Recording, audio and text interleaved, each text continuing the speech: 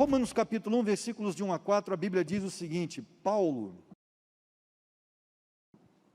servo de Jesus Cristo, chamado para ser apóstolo, separado para o Evangelho de Deus, que ele antes havia prometido pelos seus profetas nas Santas Escrituras, acerca, preste atenção a partir daí, de seu Filho. Olha só, Evangelho de Deus, que ele havia antes prometido pelos profetas nas Santas Escrituras. Evangelho de Deus, acerca de seu Filho, que nasceu da descendência de Davi segundo a carne, e que com poder foi declarado Filho de Deus, segundo o Espírito de santidade, pela ressurreição dentre os mortos, Jesus Cristo nosso Senhor. Amém, nobres? Vamos orar? Deus, estamos diante da Tua palavra mais uma vez, e que alegria. Agradecemos ao Senhor por essa dádiva e pedimos que abençoes tudo que vamos estudar a partir de agora. E tenhamos aptidão, a Deus, para a sensibilidade. Busquemos a Tua palavra com sensibilidade no coração. Que Tu fales conosco. Oramos em nome de Jesus. Amém. Gente, em alguns momentos a gente prepara algumas mensagens que falam muito ao nosso próprio coração como pregadores. Eu percebo que esse dia de domingo, esse dia de hoje, é um dia privilegiado desses. Uma coisa só eu preparar uma mensagem que vai falar muito mais com outros do que comigo. É uma coisa. E outra coisa é que a mensagem, a própria mensagem, impacte o coração do pregador.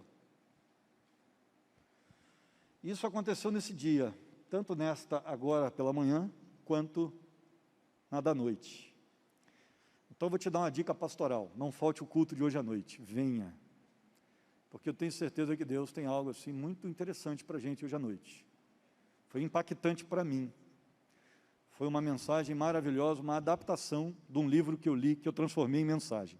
Você sabe que Romanos está valendo essa Bíblia aqui. Você já sabe disso, né? Aquele que menos faltar durante esses 2 anos, leva essa Bíblia. Quem não tem nenhuma falta aí, levanta a mão. Romanos. Essa galera está na frente. Mas você pode ter certeza que eu acho que quase todos vão ter um dia aí que vão faltar. Então, talvez essa Bíblia seja dada para uma pessoa que só faltou 3 vezes, 2. Então, vá firme e perseverante aí, tá certo? Que uns 8 me disseram que essa Bíblia é deles, né? Vamos ver. Irmãos, Paulo escreve a carta de Romanos de uma maneira muito especial. Nós temos estudado sobre isso. E na semana passada, podemos perceber que o Evangelho não foi um plano B. Você deve se lembrar disso. O Evangelho não foi um projeto arrumado na correria, porque o homem não deveria ter pecado e pecou. Não, Deus criou tudo para acontecer dessa forma. Só lembrando que Ele não determinou todos os acontecimentos, porque senão nós teríamos que dizer que o pecado do homem foi determinado por Deus. Mas Ele determinou a liberdade do homem e já sabia de todas as consequências. Claro que uma liberdade vigiada, uma certa liberdade. Nós não podemos fazer tudo o que quisermos. Você não sai daqui, falei isso na IBD hoje de manhã, e vai caminhando para a lua. Você tem limites. Certo? Não dá para entrar debaixo d'água e ficar 25 minutos. Você tem limites neste mundo. Algumas coisas que Deus nos deu como limites. Sua morte é um exemplo clássico. Você vai morrer. Esse é o limite que Deus impôs, depois que o homem se tornou pecador.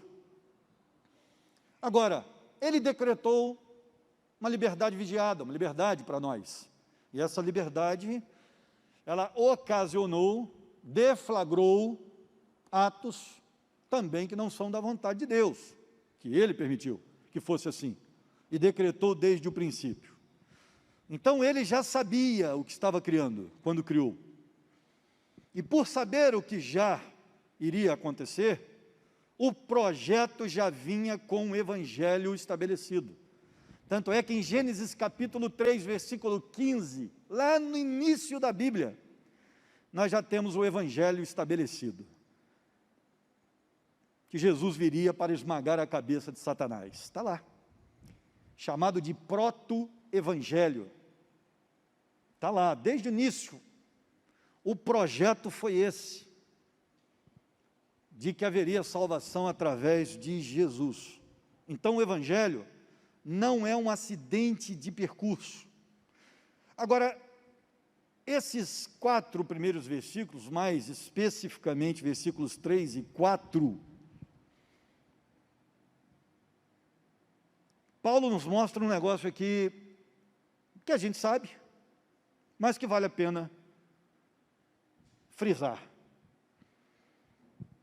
Ele fala do filho que nasceu. Agora eu queria que você olhasse para os versículos 3 e 4 com mais atenção comigo aí. Acerca do seu filho, está falando do Evangelho, que é acerca do seu filho que nasceu, na verdade o grego diz, começou a ser, esse é o sentido do grego, que começou a ser no planeta, porque ele já era, ele começou a ser aqui, porque já era. Da descendência de Davi, segundo a carne, e que com poder foi declarado Filho de Deus, segundo o Espírito de Santidade. Por quê? Porque não pecou. Não é o Espírito Santo aí, é o Espírito de Cristo. Em espírito de santidade, porque ele não pecou, mesmo em carne, expressão exclusiva na Bíblia para Jesus.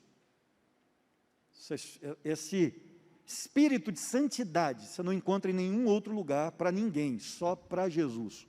O único ser humano que teve essa característica.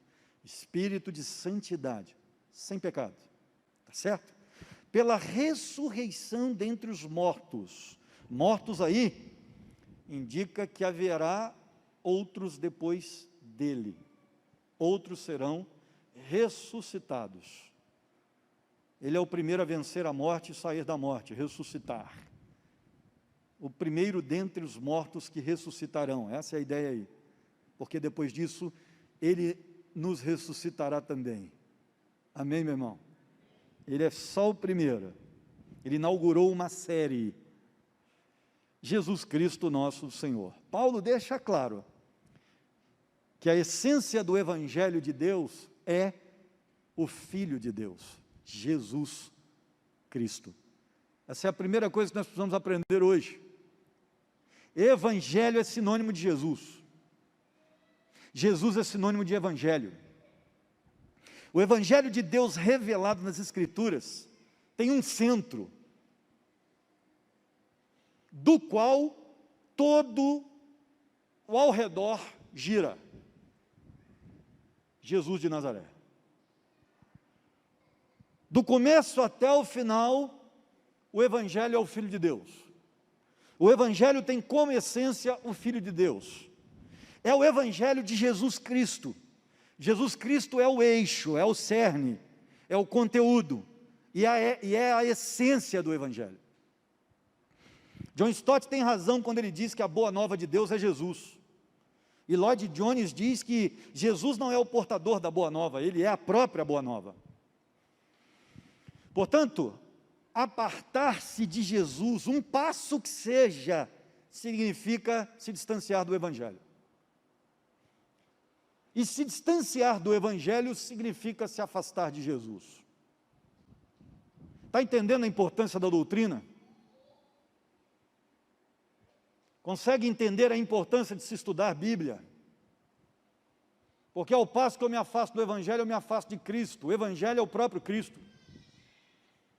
É o que Ele é, que está descrito para nós, o que Ele deseja de nós, que está descrito. Se eu me afasto da Bíblia, se eu não leio Bíblia, eu não estou andando com Jesus. Esse negócio é sério. Não existe crente caminhando com Jesus que não tenha uma íntima relação com o Evangelho, com a Escritura. Como filho de Deus, ele é mais do que Abraão, Moisés, Davi, Salomão, qualquer profeta. Ele é a plenitude concreta do próprio Deus. E podemos ter budismo sem Buda. Nós podemos ter confucionismo sem Confúcio. Podemos ter kardecismo sem Kardec, porque Kardec já morreu. Mas nós não podemos ter cristianismo sem Jesus. Se você tirar Jesus do cristianismo, o Cristo vivo, ressurreto, presente, imanente, o Evangelho desmorona. Porque qual é a essência do Evangelho? É o Cristo vivo reinando no coração do ser humano. Se não existe isso, não tem Evangelho. Consegue perceber? Eu não estudo a filosofia de alguém, como no caso do confucionismo, como é no caso de muitas religiões orientais, onde um sábio disse algumas coisas. Não. O islamismo não tem um profeta Maomé vivo no coração do homem, morando nele. Vá a Meca, que o corpo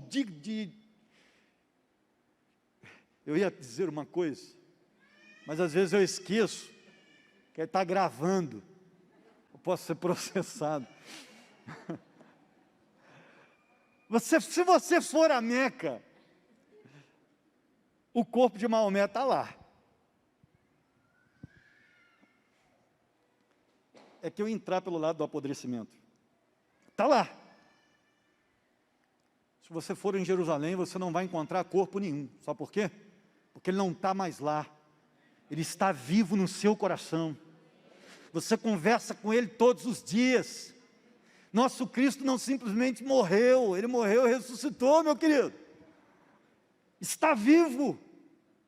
Isso é o Evangelho. Se você tirar o Cristo vivo do seu coração, não tem mais Evangelho. Porque essa é a mensagem do Evangelho. Consegue perceber a diferença? Isso não é uma filosofia, isso é um estilo de vida, cuja vida é direcionada por um Deus vivo dentro de um coração, obedecido todos os dias, que conversa conosco, que ouve as nossas orações, que intercede. É um Deus vivo.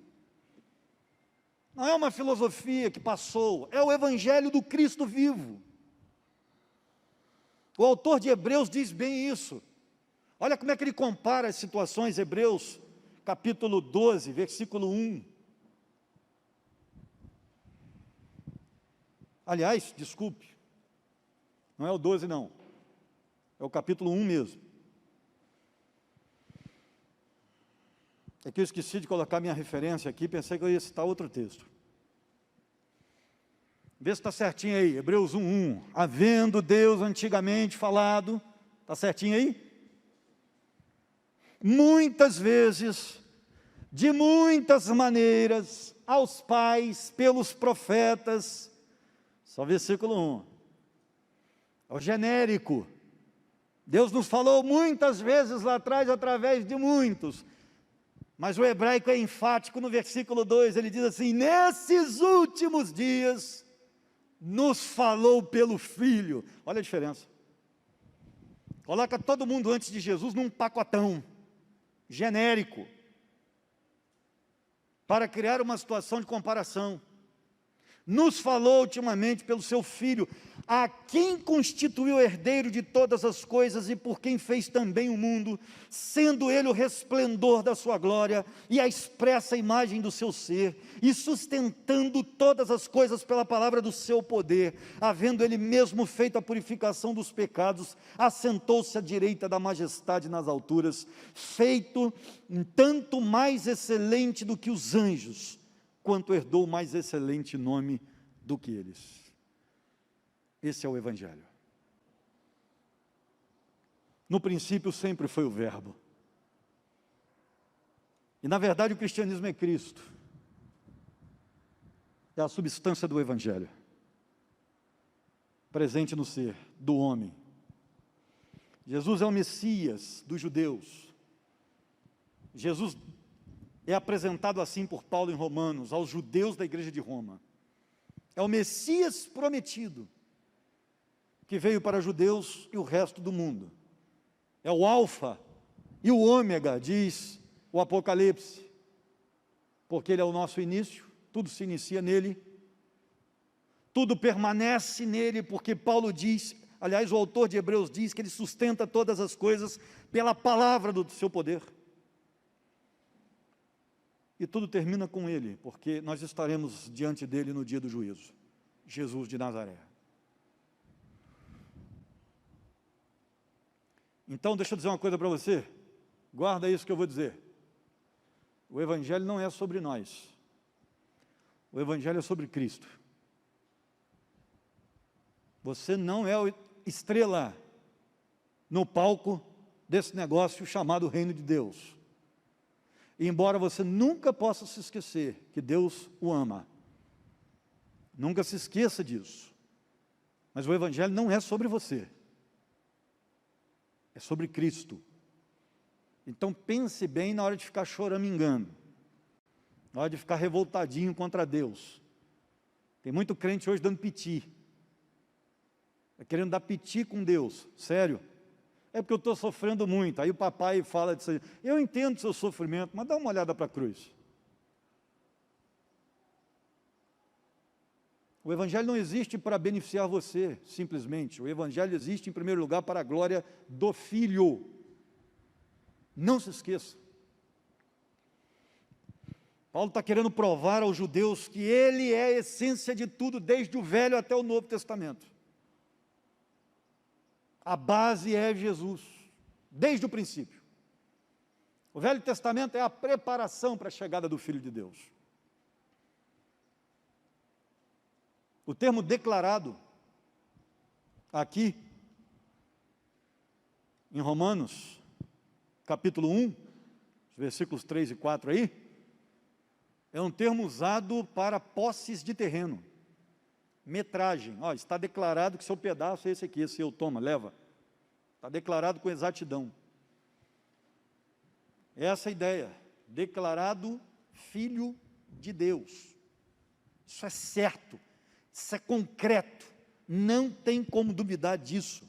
Sua vida só será agradável a Deus a partir do momento em que você respirar esse Jesus.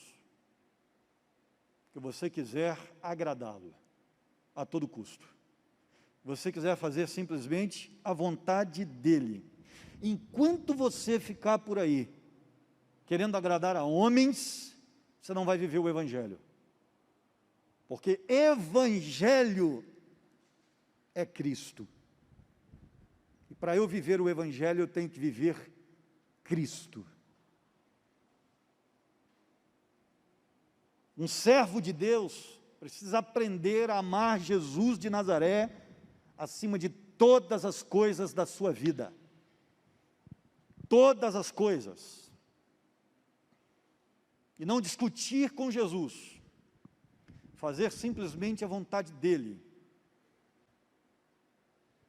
E um verdadeiro filho de Deus não pode se sentir à vontade quando se distancia do seu irmão mais velho. Entendeu? Quer que repita? Você tem um irmão mais velho, certo? Você foi adotado na família de Deus se você é crente. Seu pai é o pai das luzes na Escritura. E ele tem um filho, que é seu irmão mais velho. Que inclusive, quando você era escravo lá no outro reino, esse irmão mais velho, como primogênito e honrado que é, se ofereceu para ser tomado no seu lugar.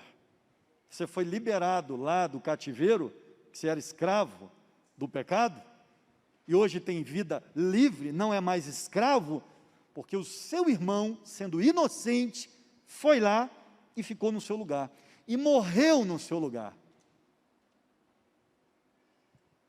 E hoje você precisa viver para honrar esse irmão mais velho, que morreu no seu lugar.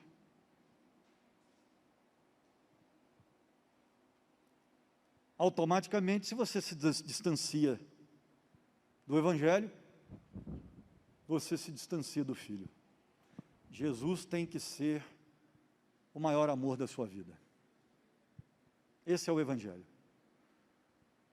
Você tem que querer fazer exatamente o que Ele deseja que você faça. Esse é o verdadeiro Evangelho.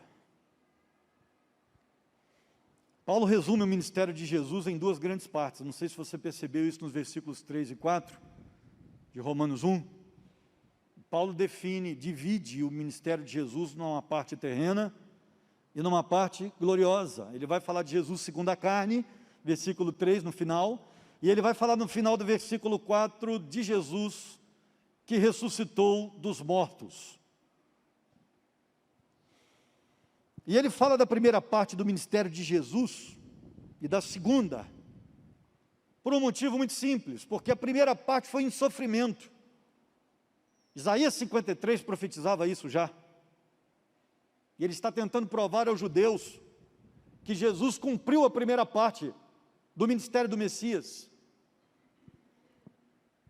E que na ressurreição dos mortos, quando Jesus vence a morte, ele começa a cumprir a segunda parte do ministério do Messias, um ministério glorioso, de vitória. Parece que Paulo já está começando a introduzir na nossa mente que a gente também, seguindo o modelo de Jesus, vai passar por grandes dificuldades nesse planeta. Nós também temos um ministério terreno, nós também temos uma caminhada por essa terra que não é fácil, mas que também no futuro teremos um ministério glorioso. Nós teremos a ressurreição garantida por Cristo. E é engraçado que Davi é citado por Paulo para chamar a atenção dos judeus em relação à profecia sobre Jesus, e que o Filho de Deus viria na descendência de Davi. E Paulo faz questão de mencionar isso, que ele veio da descendência de Davi. E a profecia dizia que o tronco de Davi, do tronco de Davi, do rebento de Jessé, viria um ramo novo. A ideia de que aquele tronco de Davi já antigo, se secando, geraria um galhozinho novo, um ramo, verdinho, que quando a nação estivesse quase sem esperança, ressequida, nasceria vida, e haveria esperança. Foi justamente quando Israel estava quase sem esperança, na mão do Império Romano. E se você quiser entender um pouquinho o que é Império Romano, leia um livro chamado Manual de Demonologia, de Augustus Vailate, uma análise de Marcos 5, quando o demônio no corpo do garoto diz: meu nome é Legião, porque somos muitos. Diante de Jesus, o demônio diz isso. Vailate escreve 300 páginas só sobre essa expressão, praticamente. E ele arrebenta. É um livro técnico, enjoado de ler, mas é importante para você entender o Império Romano e a visão que os judeus tinham do Império Romano, um império que praticamente era invencível se não fosse um milagre. Ah, pastor, mas não dá para ler um negócio desse não tem nada mais para indicar? Tem. A série na Netflix chamada Bárbaros. Você vai ter que dar umas puladas, porque o negócio é secular, é mundano. Você vai ter que dar umas puladas. Lá em casa a gente já vê as coisas com o controle na mão. Começou o esquema, a gente pula a cena. Eu tenho que ser crente dentro de casa também, esquece não. Importante. Sua esposa está de olho em você, seu marido está de olho em você, o que você anda olhando aí? Tem que ser crente. E acima de tudo, Cristo está vivo no coração? Dá uma olhadinha que você vai ver o que é Império Romano, na perspectiva dos judeus. Era algo quase que invencível. Então, quando os judeus estavam perdendo aquela percepção, complicou para a gente, vai ser difícil, nasce aquele ramo verdinho no tronco, ressequido. E ali recomeça a história de Israel. A esperança de Israel é retomada através de Jesus Cristo. O renovo, o ramo de Isaías 11:1 nasce quando a família de Davi estava quase extinta. Nasce da genealogia de Maria, que a gente sabe que Maria era da genealogia de Davi. O recenseamento de Lucas 2 nos mostra isso. ela volta a Belém, cidade de Davi, para fazer o recenseamento. Ali nasce Jesus, o rebento, para voltar a dar esperança. É disso que Paulo está falando. Estamos em esperança novamente, irmãos judeus. É isso que Paulo está dizendo. Não só nós, não somente nosso povo, mas o mundo todo. Se você perceber, Paulo um pouquinho para frente vai falar do evangelho a todas as nações. Olha que legal, esqueci de ligar o cronômetro. Agora eu não sei mais onde eu estou. Que legal. Ou é de Deus, né? Depende, porque se eu terminar cedo, vocês vão achar que é de Deus. Não é verdade? O ser humano interpreta as coisas da forma que quer, sabe como é que é, né? Mas se eu pregar 1h30, não era de Deus, tá vendo? Não prestou atenção, não ligou o cronômetro. Então é complicado esse negócio de ser de Deus. A verdade é que hoje, irmãos, nós podemos nos revestir de duas coisas aqui, seguindo o exemplo do Filho de Deus. Uma vida de sofrimentos e glórias. Isso é a vida do crente. É a vida do Filho de Deus. Parece que Paulo realmente quer que nós entendamos isso. Mas que no final das contas, tudo se fecha, vai dar tudo certinho, e a gente vai acabar em festa. Amém? A gente vai passar uns maus bocados aí, viu? Faz parte. Mas no final de tudo, fechamento de tudo, deixa eu até ser mais claro, para quem acredita no milênio, 1000 anos de Cristo, Apocalipse 20, de 1 a 7, tudo literalmente, o negócio acaba em festa e em churrascada. Para quem não acredita no milênio, o negócio já vai direto para o céu, aí que é inexplicável. Não dá para falar, é indizível, não dá para explicar como é que vai ser esse negócio maravilhoso. A gente só sabe que vai ser maravilhoso. Milênio tem churrasco. Churrascada, carnes gordas, 1000 anos, a coisa vai ser top. Está na Bíblia. Se for literal, é aquilo mesmo. No céu é direto, sem churrasco. Você acha que eu acredito em qual? Você está louco, rapaz? Esse negócio é tão bom que está profetizado, você está doido?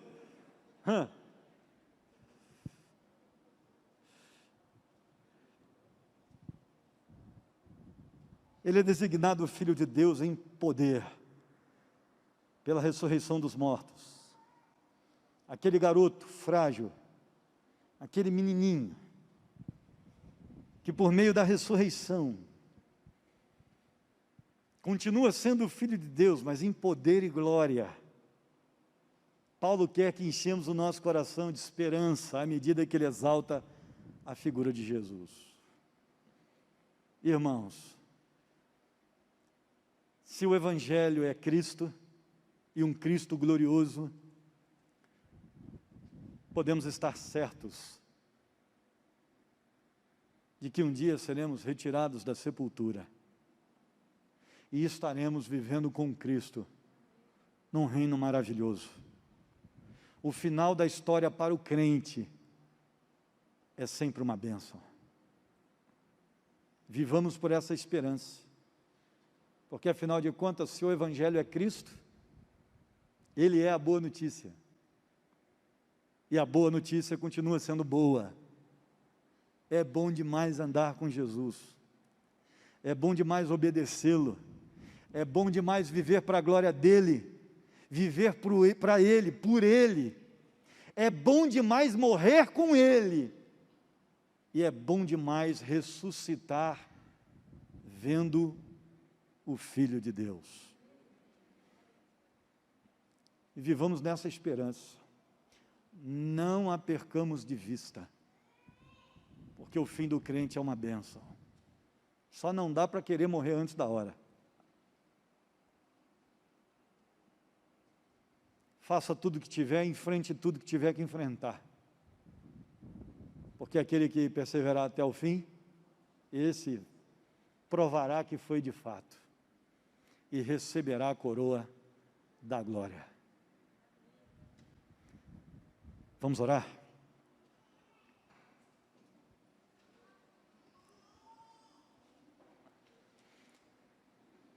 Senhor nosso Deus, que a esperança eterna em Cristo continue reinando no coração da Tua igreja. Estamos com pessoas aqui hoje cujo coração está apertado. Em muitos de nós, às vezes, o medo, a decepção, a tristeza, a dor, a perda, tomam conta. Mas o que me consola, Deus, na minha angústia, é isto, que a Tua palavra me vivifica, como também vivifica o coração da Tua igreja. Estejas restaurando corações, que saiamos daqui animados, precisamos da força que vem do Senhor. Que os nossos irmãos queiram viver o Teu Filho vivo no coração, mesmo diante das lágrimas, das tristezas, dos embates desta vida. Porque o Teu Filho não fugiu à cruz. Passaremos, ó Deus, o que tivermos que passar, se for ao Teu lado, e se Tu estiveres conosco. Confortes, Deus, o coração da Tua igreja, neste tempo tão difícil, angustiante, que o Teu Filho esteja vivo em nós, porque nele podemos todas as coisas. Oramos gratos, em nome de Jesus. Amém. Que o Senhor fortaleça as suas bases espirituais.